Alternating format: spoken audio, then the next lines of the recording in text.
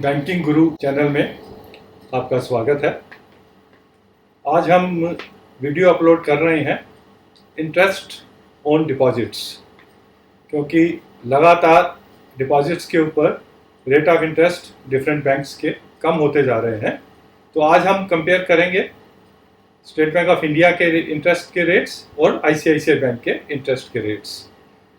अभी 2 दिन पहले स्टेट बैंक ऑफ इंडिया ने अपना इंटरेस्ट रेट 0.10% कम कर दिया। 1 साल से 2 साल मैच्योरिटी पे वो अब 5% से भी नीचे आ गया है।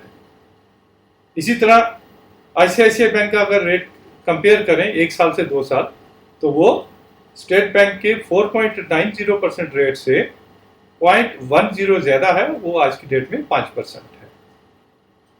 लेकिन अगर पिछले 1 साल के इंटरेस्ट रेट्स को कंपेयर करें तो एक क्लियर एनालिसिस उभर के आता है कि 1 साल पहले बैंकों के रेट 1 साल, 2 साल, 3 साल मैच्योरिटी के लिए मोर और लेस सेम थे, जिसकी वजह से बैंक कस्टमर से ये एक्सपेक्ट कर रहे थे कि कम से कम मैच्योरिटी के लिए लोग अपना डिपॉजिट करें।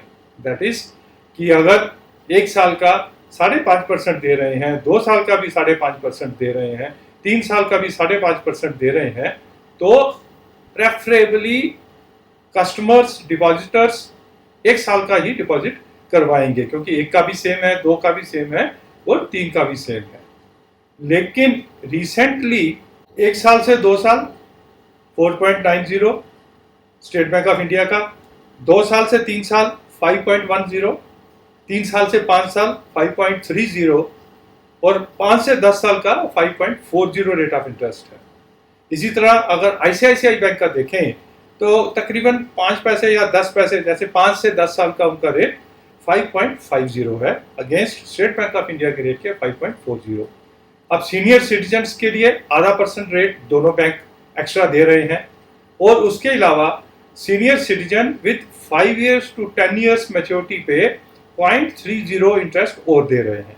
इसका मतलब है कि स्टेट बैंक आज की डेट में 5.40 plus 50 basis points senior citizen plus 30 basis points 5 year और 10 years की टेन्योर का अगर लेके चले तो 5.40 प्लस 50 5.90 प्लस 30 6.20 6.20 का रेट जो है state bank of India senior citizen 5 साल से ऊपर की मैच्योरिटी के लिए दे रहा है। इसी तरह 6.30 आईसीआईसीआई बैंक इस पे इंटरेस्ट दे रहा है। ये एनालिसिस हमें एक कंपैरेटिव पोजीशन देता है 1 साल पहले की और आज की। आज बैंक्स प्रेफर कर रहे हैं कि हम अपने एफडीज को ज़्यादा से ज़्यादा मैच्योरिटी के लिए ब्लॉक करें।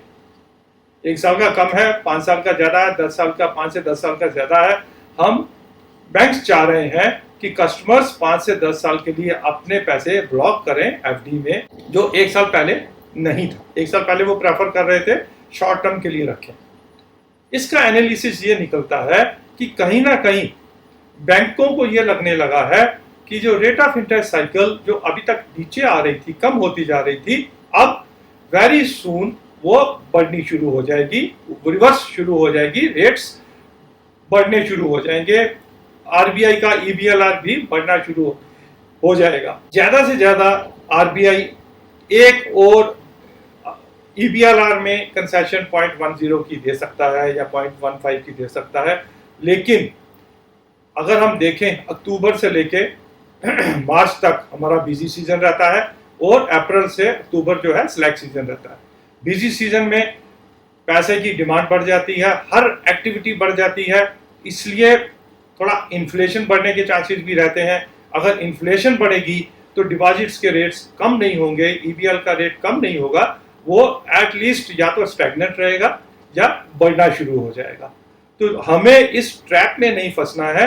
हमें आज की डेट में अगर हमारे कुछ डिपॉजिट्स नए करने हैं या मैच्योर हो रहे हैं तो हमें लॉन्गर पीरियड के लिए उनको ब्लॉक नहीं करना है, क्योंकि हो सकता है very shortly rate of interest की साइकिल रिवर्स होके इंटरेस्ट बढ़ने शुरू हो जाए।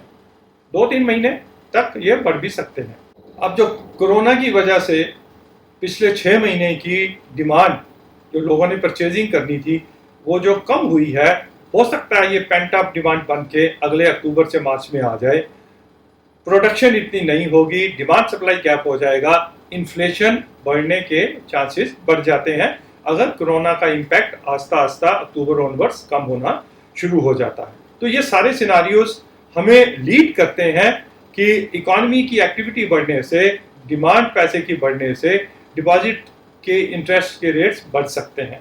अब हम इस सिनारियो में हमें क्या करना है? पहला तो ये कि हमें अपना एसेट एलोकेशन जो है, जो हमने किसी एक और वीडियो में हमने आपको बताया था कि हमारी कितनी कितनी एसेट एलोकेशन होनी चाहिए, अपनी एसेट एलोकेशन एफडीज की तरफ कम कर लीजिए क्योंकि अभी एफडीज के रेट कम है। दूसरा, एफडीज जो बनानी भी है वो छोटे टेन्योर की बनाएं, 1 या 2 साल की बनाएं, 5 या 10 साल के लिए अपने फंड्स को ब्लॉक ना करें। तीसरा, जो डेट फंड्स हैं, अगर हम ये सोच के चलें कि अभी एक ईबीएलआर का आरबीआई की तरफ से रेट ऑफ इंटरेस्ट की कंसेशन आएगी तो हमें डेट फंड में जो अपनी इन्वेस्टमेंट है उसको रिटेन करके चलें या उसको अभी थोड़ा बढ़ा भी सकते हैं। एफडी से निकाल के थोड़ा डेट फंड में अपनी एलोकेशन बढ़ा सकते हैं अगले 6 महीने के लिए। उसके बाद जब इंटरेस्ट रेट साइकिल रिवर्स होगी, इंटरेस्ट रेट बढ़ने शुरू होंगे, हम डेट फंड में से निकल के एफडी में या किसी और एसेट एलोकेशन में जा सकते हैं। अब हम डेट फंड की भी हमने अपने एक सेपरेट वीडियो में आपको डिटेल बताई थी, आप उसे रेफर कर सकते हैं कि कौन से डेट फंड्स हैं और हमें उसमें कैसे इन्वेस्ट करना है।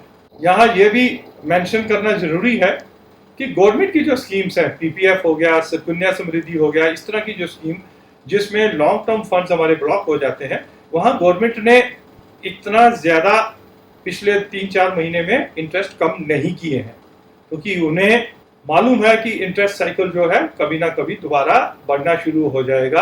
अब आप खुद सोचिए, 4.90 1 साल से 2 साल की एफडी, उसके ऊपर अगर 4% की इन्फ्लेशन भी लगा लें या 5% की इन्फ्लेशन लगा लें तो हमें तो नेगेटिव इंटरेस्ट मिल रहा है। अब ये सिनारियो लॉन्ग टर्म नहीं चल सकता, ये एक एब्रेशन है जो सूनर और लेटर करेक्ट हो जाएगी। उसके हिसाब से इस सिनारियो को देखते हुए हमें अपने डिपॉजिट्स एफडीज में लगाने का एक अपना व्यू लेना चाहिए। Thank you very much. अगर आपको ये वीडियो अच्छा लगा तो आप खुद भी इसको सब्सक्राइब कीजिए, हमारी चैनल को, अपने फ्रेंड्स रिलेटिव को भी बोलिए कि इस चैनल को सब्सक्राइब करें ताकि हम फ्यूचर में भी आपके लिए बैंकिंग और फाइनेंस रिलेटेड टॉपिक्स के ऊपर अच्छी वीडियो एनालाइज करके अच्छे टॉपिक्स पे आपको प्रेजेंट कर सके। Thank you.